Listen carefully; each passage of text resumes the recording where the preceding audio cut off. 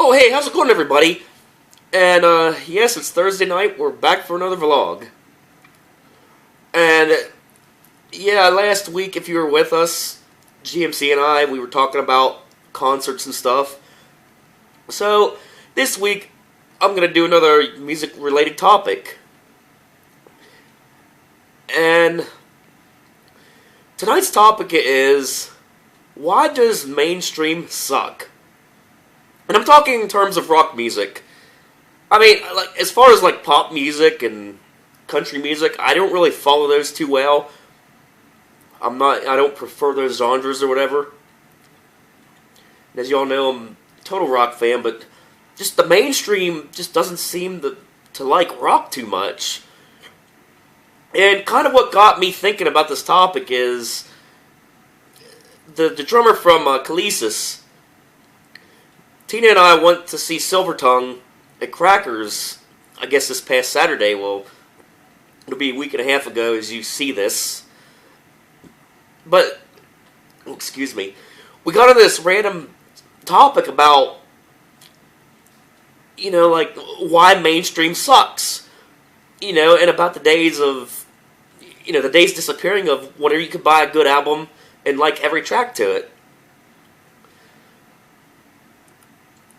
I kind of remember as a kid, and even my dad remembers this as a kid too. It's like 70s, 80s, 90s, even early 2000s. You could walk into the store, be it the record store, the tape store, the CD store, whatever generation you are. You could walk into the music store and buy an album, and the tracks all kicked ass, like every single one of them. And it seems as though those days are really disappearing as far as modern day albums. But I think a lot of that would have to do with the fact that, you know, the invention of the MP3. You know, like sites like Napster and stuff that started the whole download phenomenon. And now you can buy each track separately. So it's like people are going to say, like, screw the rest of the songs, I want this one song. And then they just download maybe one or two tracks off the album and forget about the rest. And I think that's really what's hurting the industry as a whole. You know, just the fact that people don't go out of their way to buy a whole album anymore. But the other side of it, I believe, has to be, you know, the suits, the corporates, if you will. It's almost, and I was saying this to Matt from Khalees, you know, before the show Saturday night. It's almost like the corporates are telling us what we want to hear. Well, maybe for once they need to listen to us, and we tell them what we want to hear. Because there's so much good music, so much good rock being missed because of this. And it's like you turn it into like a mainstream FM station. It's like they take the same 30 songs or whatever and just shuffle them, you know. And it's not just FM. I mean, Sirius is kind of guilty of doing this too. And you're paying for that service. So, I mean, in a way, that's kind of bullshit. I mean, what they need to do is, instead of playing the same 30 in a row, what they need to do is get into some of the more deeper cuts of the albums. And even throw in some of the underground guys too, like the smaller guys. And part of the reason I do these videos of all these different bands, you know, and also Silvertongue, you know, I want to do my part and try and get their names out there, you know.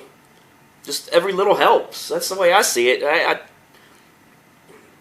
I tell every band this when I meet them and talk to them, you know, and almost every time they get thanked for it. So, yeah, it's like you miss out on Small Town Titans. They're from York. I saw them at Hard Times. I believe they were with Super Bob. Khalees, who I just mentioned. You could get this CD for free at their merch table at any show you go to. Go check them out. I recommend them. And Ghost of War if you like your more 80s-like metal. Saw them at a House of Rock in White Marsh, back when it was the House of Rock. Of course, Wayland. I know a certain person a certain friend of mine thinks they're a bunch of assholes, but no. They're really nice guys.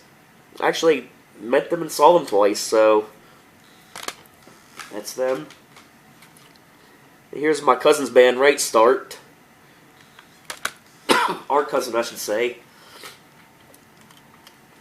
And Meet at Sundown. Yeah, I mean, they're not really anything. They're not really bordering mainstream or anything like that, but they're really cool guys. It's like, just for hanging in the front row, they actually gave me this CD and a shirt for free. And yeah, they're actually from Perry County. So those of you in the Harrisburg area or whatever, they actually did an intro when they played the first time at G-Man. Their intro on stage actually started off as the stupid ass comment that Linda Thompson said about the scumbags in Perry County. So I'm sure a lot of you locals are familiar with that deal. And of course, Super Bob. Yes, they got a new CD out. Came out after this one. I believe it's called Killers. Or is it Killer? I believe it's Killer.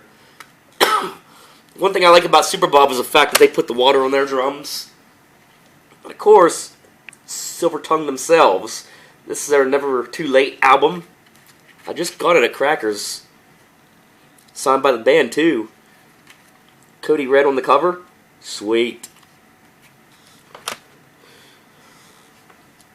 But yeah, I feel that bands like Silver Tongue, Waylon, Super Bob, they're right on the edge of making it big, but it's almost like the corporates are holding them back, you know? Well, shit. Sorry for that. My brain farted. I just kind of like lost my train of thought and had to stop the video, but yeah, there you have it. We're not scripted here at the Whip. But as I was saying here, I encourage the support of local music. Go out and support your local bands. Go see a local rock show. They need every little bit they can get, you know? And it's just a shame how the mainstream misses. So, I mean, there's so many capable bands out there. They just hadn't made it. But what I really like are the bands that have made it. However, they still go to a lot of the small venues. Like, Pop Evil's a real good example of that.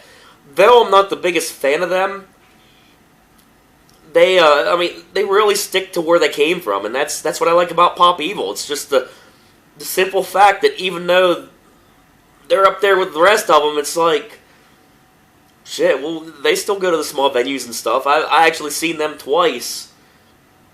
Real cool guys. Saving Abel, they're another one. And then, yeah, there's a lot of big names that's going back to the small venues, so yeah, I kind of like that local music atmosphere, though. It's almost like we got the Silver Tongue Nation, and I've made a ton of friends there, and as you well know, I got a relationship out of it. Still together, good and strong after almost a year and a half. Thank you, Silver Tongue Nation. But yeah, the local scene's where it's at. I'd much rather go to like a local bar and see. It's much like the wrestling, you know. I'd much rather go to like the smaller venues, you know, and see local bands. Maybe discover some new music along the way, you know. But it's almost like, you know, the radio stations don't give them hardly, you know, a chance. You know, maybe they'll have like an hour on Sunday night, like back in the days of when we had 93.5 WTPA in Harrisburg. They had this show called The Homegrown Show, which was pretty much local and underground stuff. And one of the bands we just seen at Breakaway, or not Breakaway, one of the bands we just seen at Hard Times, 16 Cylinder, I remember hearing them on The Homegrown Show on that station like all the way back in the 90s. It just, to me, it just seems so cool to like still see them today, though.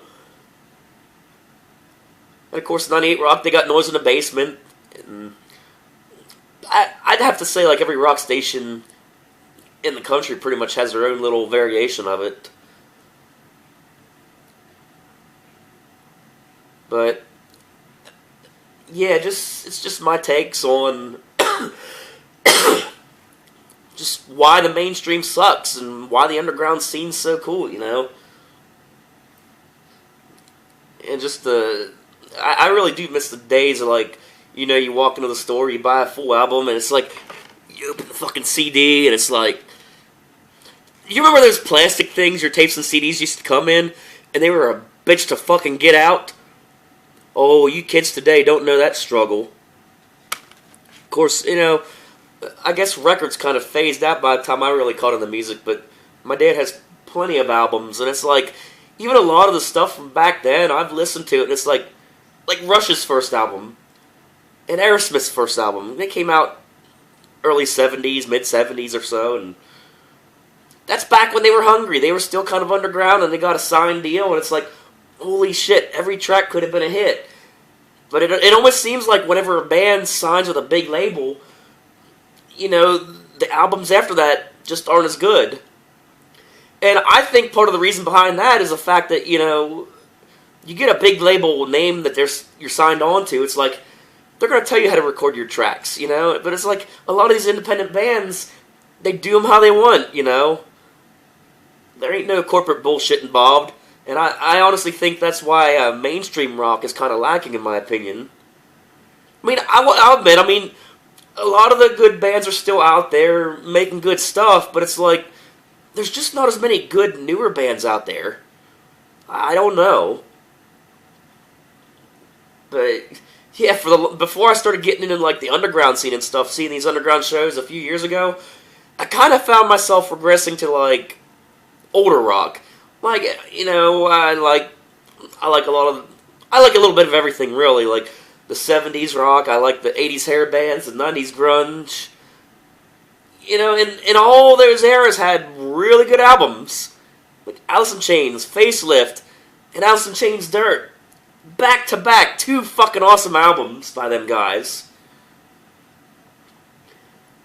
And it's like you go back to the 80s, you know, you got, of course, GNR, Appetite for Destruction. That, you could categorize that on its own. That was a fucking great album. There ain't nothing that could match that one. And then, of course, you got your classic Metallicas, too. Just, that shit is just timeless to me. But, yeah, this was Dog's Vlog here on 96.9 The Whip. And, yeah, that was just my take on the music industry as a whole, and the underground scene, and just opinions, I guess. So, yep. I hope you like Dog's Vlog, where I talk about useless shit. And tune in either next week or the week after, I don't know when. I'll just do a vlog when I feel like it. Why? Because we're not Hollywood, damn it. We'll see you later.